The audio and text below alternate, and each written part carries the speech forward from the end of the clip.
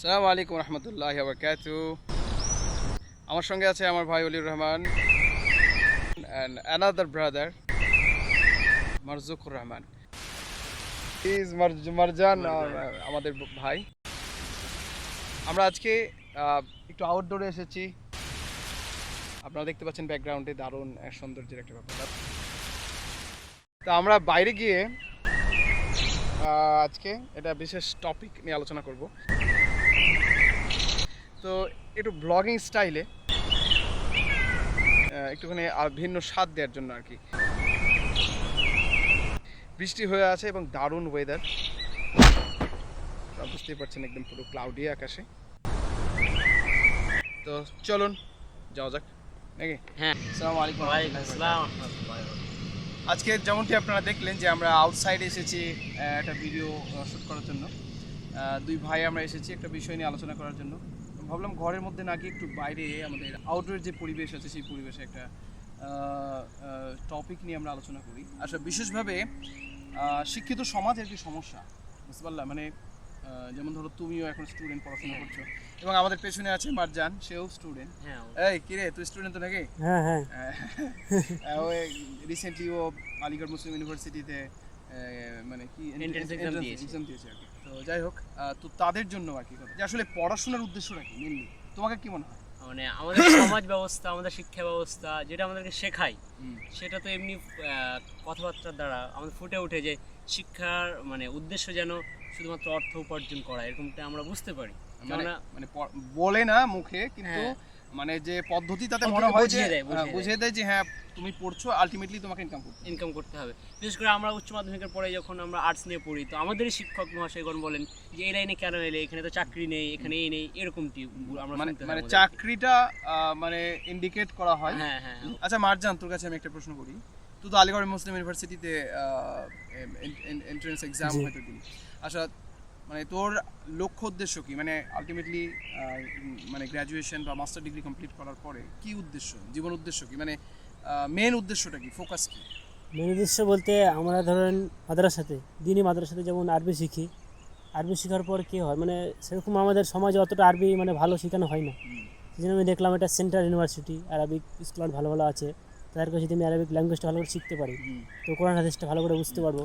আচ্ছা, আমি বলছিলাম এটা তো হলো একটা এডুকেশনাল লেভেলের মানে ফিউচারিস্টিক প্ল্যান। অবশ্যই এটা অ্যাপ্রিশিয়েট করা যেতে পারে যে তুই আরবি শিখতে চাইছিস, কিন্তু আমি বলছি প্রফেশনাল লাইফে, মানে after completing your graduation or master degree, what you are gonna do?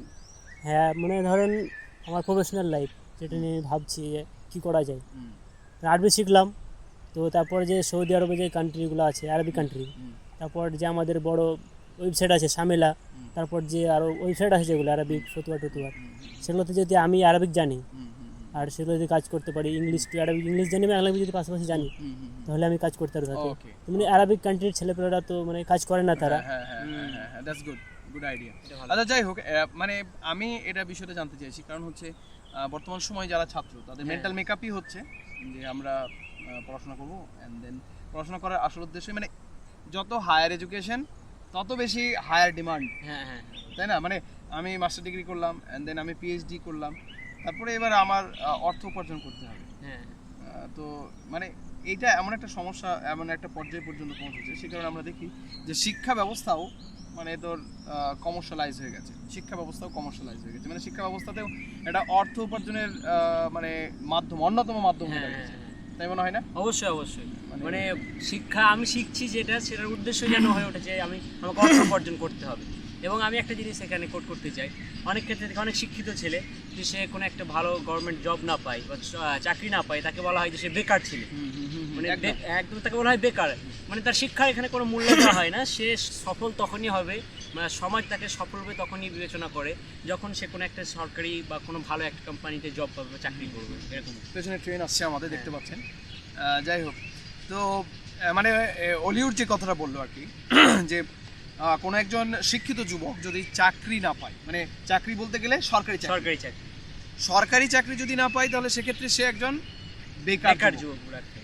আরেকটা সমস্যা কি জানো তো, মানে ব্যাপারটা হচ্ছে যে সরকারি চাকরি যেমন একটা ছেলে পাওয়াটা যেমন একটা ব্যাপার, অনেকে মানুষ মনে করে যে না এটি হচ্ছে বেকারত্বের একটা দিক, যে সরকারি চাকরি পাচ্ছি না মানে বেকার, কিন্তু সেই শিক্ষিত যুবকরাও আবার বসে থাকে যতদিন পর্যন্ত সরকারি না চাকরি পাচ্ছে, হ্যাঁ হ্যাঁ মানে বসে অপেক্ষা করে যে আমি কবে পাবো। হ্যাঁ। এবং বিশেষভাবে মানে বাঙালি মানুষ যারা আমরা, হ্যাঁ। মানে আমরা বেশি একটু ইমোশনাল, তাই না, মানে হুজুগে জাতি বলা হয় বাঙালিদেরকে। তো বাঙালিদের একটা সমস্যা হচ্ছে যে এরা টিচার হবে, হ্যাঁ এরা পৃথিবীর আর কোনো জব কোনো কাজ করতে জানে কোনো না। কাজ করে না, শুধু চিকিৎসা। হ্যাঁ, শুধু টিচার হবে, মানে এদের উদ্দেশ্য, জীবন উদ্দেশ্য হচ্ছে টিচার হওয়া। এবং অপেক্ষা করতে করতে একসময় 30, 32, 35 পার হয়ে যাওয়ার পরেও তারা হয়তো বিবাহ শাদী হচ্ছে না। অনেক ক্ষেত্রে তাদের যে লাইফের ইনিশিয়েশন যেটা শুরু হওয়া উচিত ছিল অনেকদিন আগেই, হয়তো 22-24 বছরে, সেইটিকে তারা পোস্টপোন করে যে কবে চাকরি পাবে। হ্যাঁ হ্যাঁ এবং সেই চাকরিটা অবশ্যই সরকারি চাকরি হতে হবে, হতে হবে, অন্য অবশ্যই। কোনো কাজ তাদের নেই। তার মানে এখানে আলটিমেটলি যে মেসেজটি আমরা কনভে করছি আমাদের আগামী প্রজন্মের জন্য, এবং আমরা যে মেসেজটি দেওয়ার চেষ্টা করছি সেটা হচ্ছে এই, যে আমরা মানে পড়াশোনার করছি, পড়াশোনার উদ্দেশ্যই হচ্ছে অর্থ উপার্জন। অর্থ উপার্জন। মানে আমরা দিচ্ছি, যারা শিক্ষিত মানুষ তারা এই মেসেজটা কিন্তু দিচ্ছি আমরা এটা শিখে আসছি। হ্যাঁ, শিখে আসছি। যেমন ধরো কোন একজন মানে ভালো মাধ্যমিকে ভালো রেজাল্ট করলো, তারপরে এইচএসে ভালো রেজাল্ট করলো, গার্জেন সহ গ্রামের সবাই মানে ছেলেটাকে বা মেয়েটাকে বলতে থাকে যে ঠিক আছে তুই মাধ্যমিকে তো ভালো রেজাল্ট করেছিস, হ্যাঁ হ্যাঁ এইচএসে ভালো রেজাল্ট করেছিস, তো এক কাজ কর, তুই ডক্টরি বা হ্যাঁ। ইঞ্জিনিয়ারিং নে। আচ্ছা, ডক্টরি বা ইঞ্জিনিয়ারিং নেওয়ার উদ্দেশ্য কি? ডক্টরি নেওয়ার উদ্দেশ্য, আসল উদ্দেশ্য কি হওয়া উচিত তোমার কি মনে হয়? আসল উদ্দেশ্য সে মানব সেবা করবে, এটা আসল উদ্দেশ্য হওয়া দরকার অবশ্যই ছিল। সৎ কাজ একটি, অবশ্যই এবং পৃথিবীর মধ্যে আমি মনে করি যে পৃথিবীর মধ্যে সব থেকে উত্তম কাজের মধ্যে অন্যতম একটি, অবশ্যই অবশ্যই। ইরহামু মান ফিল আরদি ইয়ারহামুকুম মান ফিস সামা। তো এই যে গুরুত্বপূর্ণ একটি কাজ, সে কাজটাকে আমরা কমার্শিয়ালাইজ করছি, মানে আমাকে ডক্টরি পড়তে হবে, অ্যান্ড দেন ডক্টরি যখন সে পড়ছে তখন থেকেই ওর মেন্টাল মেকআপ মোটামুটি এই টাইপের হয়ে যাচ্ছে যে আমি ডক্টর হতে হবে, অ্যান্ড দেন আমাকে একটি চাকরি পেতে হবে, বা আমি একটি চেম্বার করবো, যে চেম্বারের উদ্দেশ্য দেখো আমার সংসার চালানোর জন্য আমাকে একটা অর্থ উপার্জন করতে হবে, অবশ্যই অবশ্যই। আমার পরিবার চালানোর জন্য, আমার জীবন যাপন করার জন্য আমাকে একটা অর্থ উপার্জন করতেই হবে অবশ্যই। কিন্তু অর্থ সর্বস্বতা যদি হয়, শুধুমাত্র অর্থ যদি কারণ হয়ে যায় যে আমি ডক্টরি শিখেছি অর্থ শুধুমাত্র অর্থ হ্যাঁ, উপার্জনের জন্য।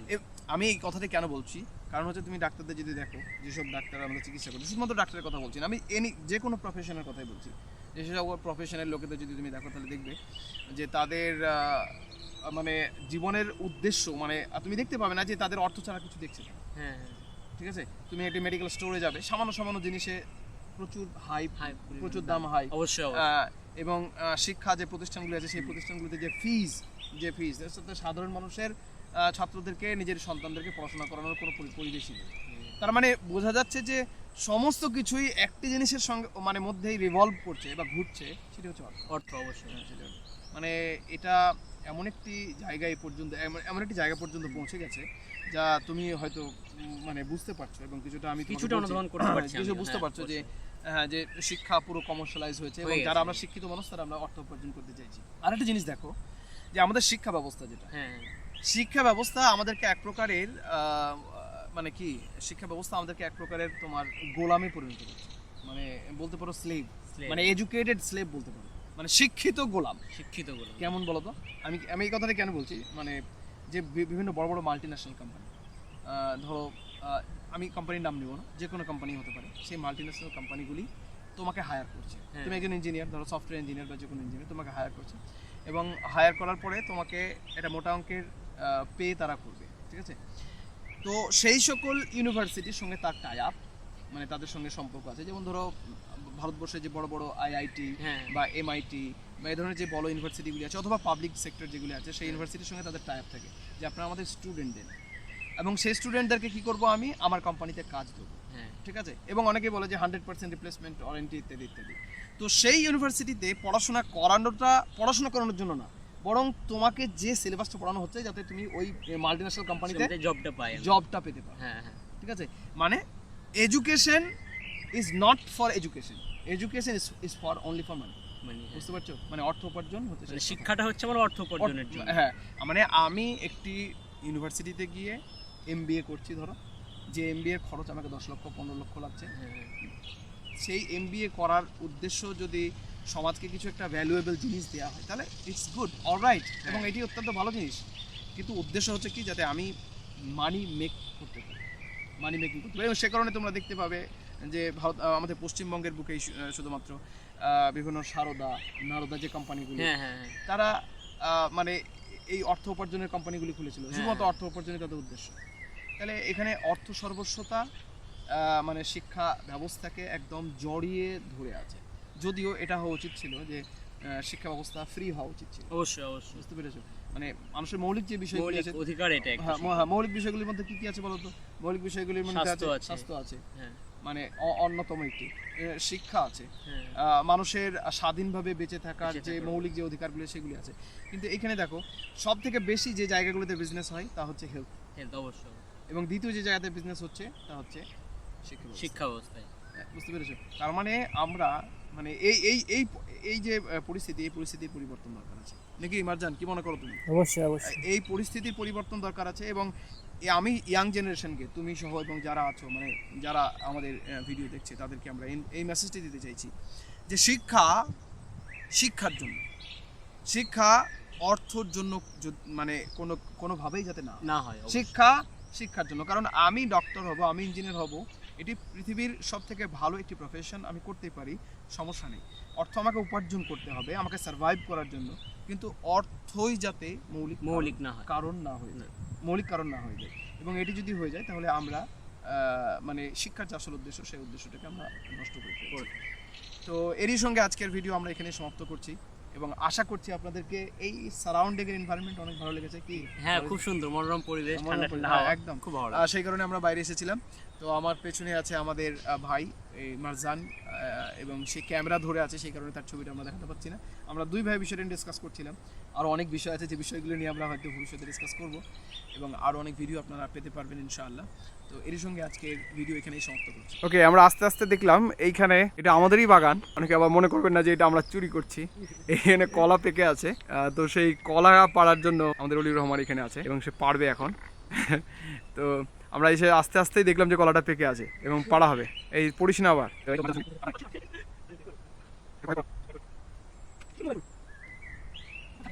এই তো কলা খেতে শুরু করেছে, চুরি করিস না তো আবার? না না, পাড়া আমাদেরই তো গাছ। তো যাই হোক, আমাদের এটা কলা বাগান, এই কলা বাগানে এসে কলার বাগানের পাশেই আমরা রেকর্ড করছিলাম, এবং সেখানে আমার হাতেও একটা আছে, এই যে একদম মানে টাটকা অর্গ্যানিক, একবারে কোনো কিছু দেওয়া নেই, বুঝলি? একদম অর্গ্যানিক কলা, দারুণ লাগবে খেতে, মাশাআল্লাহ, অসাধারণ টেস্ট, তাই না? দর্শকদেরকে দিয়ে দে। নেন। Okay guys, like, share, subscribe. yes, like, share, subscribe, and keep growing. Thank you.